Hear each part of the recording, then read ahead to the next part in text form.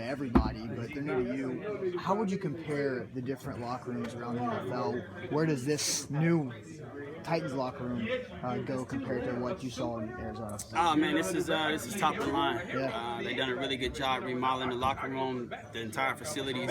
When I was in Arizona, they had just redone theirs a few years ago, and they're both neck and neck. I mean, the two top locker rooms that I've seen, throughout my time in the NFL, traveling around. This is very nice.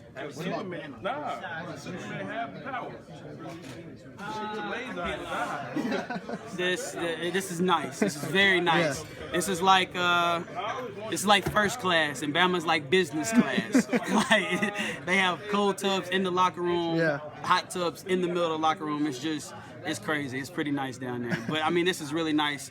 And it's really one of the top locker rooms, definitely in the NFL. What are visiting locker rooms like in the NFL? Because I've been inside. I went to Tennessee, and so I went through it and saw Tennessee's visiting locker room. And it's awful. It's just like complete trash. There's pipes everywhere for that visiting team. What are they like in the NFL? Most visiting locker rooms in the NFL aren't that great. They try and make the time uncomfortable for the guys. They want to put you in small, compact spaces and try and inconvenience you as much as possible to get your mind off the game. But it's something that we've been doing for so long.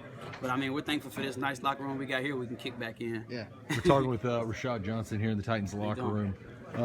Going into this season, it's a fresh start with a brand new team. What are you trying to bring to this defense? Don't you feel like this team is on the cusp of building something pretty dang good? Yeah, definitely. This team is definitely building something great. And for me, I'm just trying to come in and help where I can. I feel like I can lead in different ways, lead through example. But I'm a guy that's been a part of a team that's been reconstructed. I was in Arizona, we wasn't really good. A new coach came in, he revamped everything.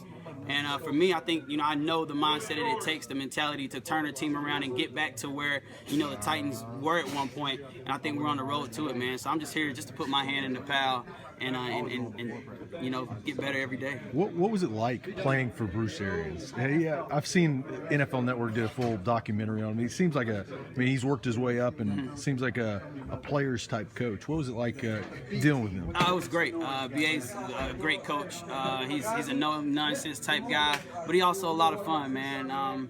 You have a lot of fun with him. He likes to air the ball out. Let you do what you do, man. I mean, he's played the game. He understands the game. I mean, it's much like playing for Coach Mularkey, honestly. I mean, Coach Mularkey played the game. He understands it. He's a no-nonsense type guy. What he says is what he means. But at the same time, you respect him because he lets you have fun and lets you be you. So it feels pretty much the same, man. The atmosphere is great here. And I'm just excited about everything for real. Rishad, what's Dick LeBeau like? Because you're a DB. He's a Hall of Fame DB. It's somebody that you got to be excited to play for. Yeah, Dick LeBeau is a smart coach. Very, very intellectual with the way that he thinks. He processes the game. And for me, it was kind of unbelievable that I was going to get an opportunity to play for, the legend Dick LeBeau and also get a chance just to learn from him at this point in my career. I feel like, now I'm at a point to where I have to take another step, to prolong my career as long as I want to. And playing for him and learning under him, I think, I'm getting exactly what I need. People talk about him in the 3-4 and the blitzing and the sack, the outside linebacker, the Lawrence Taylor type thing. But what does he do for DBs? I mean, he does a lot. He changes the game up. He understands how hard the defensive back position is to play. He's not going to put you in just man-to-man all day and leave you on the island and make it, a tough day for you. He understands switching up the coverages, switching up blitzes, giving guys breaks here and there.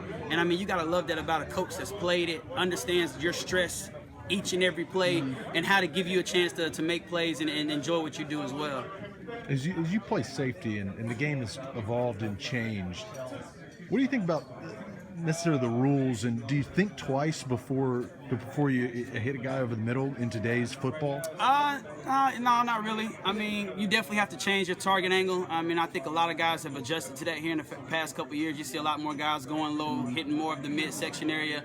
But I mean, you don't really have enough time to really think and react. You just have to react and trust that, it isn't something that's illegal. But I mean, it's a violent game. Sometimes those things happen. You don't intentionally do it. But you know, if a penalty comes with it, it comes with it. But at the same time, you don't want to hurt your teammates either. So it's just something that I've adjusted to, and it's not an issue. Yeah. Right now, camp is 2 days old. When does it start to, you know, the newness and the excited of camp and being back? When does that wear off to where it's like, oh gosh, another 15-hour day at camp? Yeah, I think the hardest part is, for me, honestly, I think the hardest part is this first stretch that we got. I mean, the first couple days are exciting. Tomorrow we put on the pads, then another day in pads. So I think it's all the way up until you get that first break after that spring, not the spring game, but the scrimmage that we do on Saturday. I think, you know, that Thursday, Friday, Saturday are going to be the really tough days out of camp. Because after that, I mean, it's pretty much like a game week. You practice for 3-4 days, you play somebody, and then you're off. Practice 3-4 days, play somebody, you're off. So I think this first, you know, 5 to 7 days are really the tough grind after the first 2 days of excitement. Come tomorrow, I think it'll be a different story, and guys are really going to have to mentally focus in on getting the job done, because when you put on 20 pounds of pads and go out in that heat, things change from running around in just a helmet. Yeah, you've been in the league for a little while. Has training camp since the new CBA agreement, have they gotten easier, or are they the same? How would you describe? They definitely have gotten easier. I mean, because when I first came in, we actually did have 2-a-days. So, I mean, to do a walkthrough and relax and then only one practice a day, it's definitely a lot easier.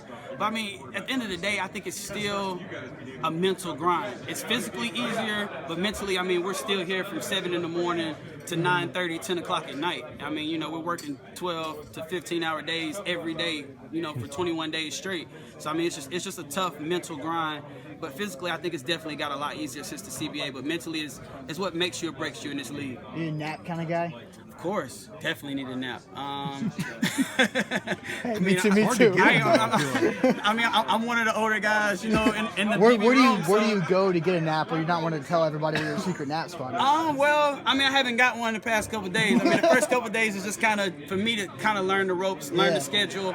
I think the schedule's gonna change here in the next 2 or 3 days, and we'll have a little bit more time off, and maybe I can head back to the hotel and lay down for about 30, 40 minutes before we get back after it. All right, man. Good talking to you. Yeah, no problem. Thank you guys.